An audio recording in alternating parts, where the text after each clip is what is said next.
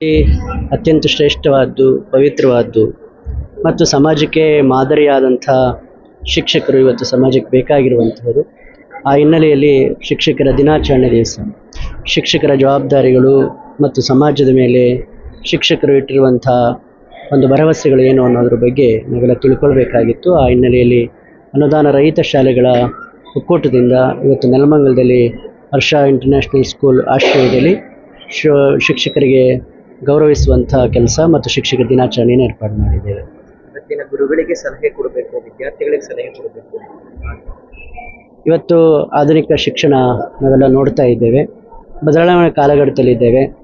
ಶಿಕ್ಷಕರು ಬಹಳ ಎಚ್ಚರಿಕೆಯಿಂದ ಮಕ್ಕಳನ್ನು ಕಲಿಸಬೇಕಾದಂಥ ಬಹಳ ದೊಡ್ಡ ಜವಾಬ್ದಾರಿ ಇವತ್ತಿದೆ.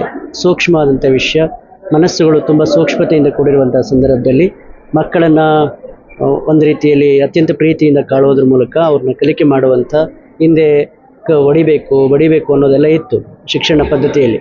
ಆದರೆ ಇವತ್ತು ಅದೆಲ್ಲ ಬಿಟ್ಟು ಮಗುವಿಗೆ ಯಾವ ರೀತಿಯಲ್ಲಿ ಹೇಳ್ಕೊಡ್ಬೇಕು ಅನ್ನುವಂಥ ಹಿನ್ನೆಲೆಯಲ್ಲಿ ಇವತ್ತು ಅನೇಕ ಆದರ್ಶಗಳು ನಮ್ಮ ಮುಂದೆ ಇದ್ದಾವೆ. ಅವುಗಳನ್ನ ಪಾಲಿಸ್ಕೊಂಡು ನಾವು ಶಿಕ್ಷಣವನ್ನು ಕಲಿಸುವಂಥ ಒಂದು ಸವಾಲು ಸಹಿತ ಇವತ್ತು ಆಗಿದೆ.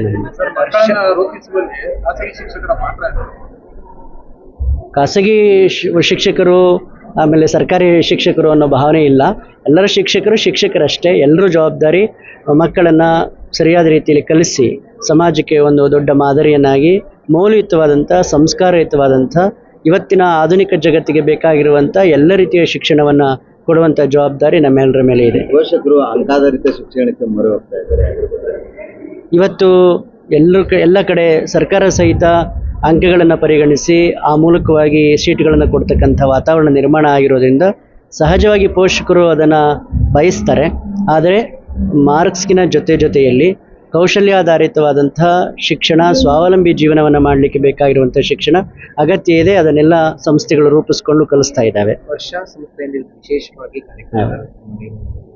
ಹರ್ಷ ಇಂಟರ್ನ್ಯಾಷನಲ್ ಸ್ಕೂಲ್ ಒಂದು ಪ್ರತಿಷ್ಠಿತವಾದಂಥ ನೆಲಮಂಗಲ ನಗರದಲ್ಲಿರುವಂಥ ಸಂಸ್ಥೆ. ಅದು ಸಾವಿರಾರು ಶಿಕ್ಷಕರಿಗೆ ಅವಕಾಶವನ್ನು ಮಾಡಿಕೊಟ್ಟಿದೆ ಮತ್ತು ಸಾವಿರಾರು ವಿದ್ಯಾರ್ಥಿಗಳು ಇಲ್ಲಿ ಓದುವಂಥ ಒಂದು ಅವಕಾಶ ಮಾಡಿದ್ದಾರೆ. ತುಂಬ ಸಂತೋಷ ಸಂಗತಿ. ಮತ್ತು ಆಧುನಿಕ ಶಿಕ್ಷಣವನ್ನು AI ಅನ್ನುವಂಥ ಆರ್ಟಿಫಿಷಿಯಲ್ ಇಂಟೆಲಿಜೆನ್ಸಿ ಅನ್ನುವಂಥ ಎಲ್ಲ ರೀತಿಯ ಶಿಕ್ಷಣವನ್ನು ಕೊಡಲಿಕ್ಕೆ ಈ ಸಂಸ್ಥೆ ತಯಾರಾಗಿರುವಂಥದ್ದು ನಮ್ಮ ಭಾಗದ ಒಂದು ಹೆಮ್ಮೆ ಮತ್ತು ಅಭಿಮಾನದ ಸಂಗತಿ ಅಂತೇಳಿ ನಾವು ಭಾವಿಸ್ತಿದ್ದೇವೆ.